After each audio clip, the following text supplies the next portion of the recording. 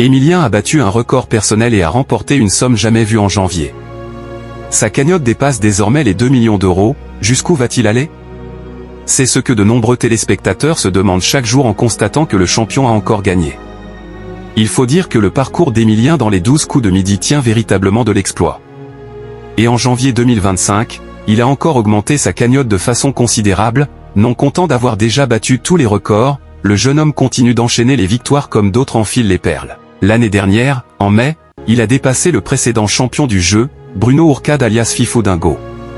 Et depuis, le prodige est devenu le candidat qui a remporté le plus gros gain dans l'histoire de la télévision française. Le mois de janvier a été exceptionnel pour Emilien dans les 12 coups de midi. Mais, Emilien n'a pas l'intention de s'arrêter en si bon chemin. Il poursuit son parcours démarré en septembre 2023 et surtout, il n'en finit plus d'engranger les gains avec une cagnotte qui a désormais dépassé les 2 millions d'euros. Et, alors que certains attendent le feu pas, il a signé un mois de janvier exceptionnel en remportant près de 100 000 euros, c'est bien simple, avec 98 250 euros, janvier 2025 est le mois le plus prolifique d'Emilien. Son précédent record datait d'août 2024 avec 97 550 euros.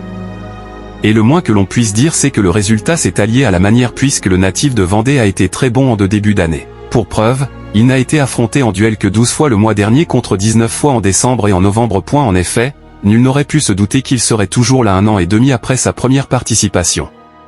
Et n'en déplaise à certains fans qui reprochent à l'émission d'avoir perdu son intérêt, il n'a pas l'intention de laisser sa place. Je prends du plaisir à jouer tous les midis, je prends du plaisir à être là et si je peux essayer d'être là encore demain, après-demain, eh bien, j'essaierai de rester, a ajouté celui qui a fêté ses 22 ans en décembre dernier. Merci de nous avoir suivis, si vous n'êtes pas encore abonné, veuillez vous abonner, aimer et activer la cloche de notification pour ne rien rater.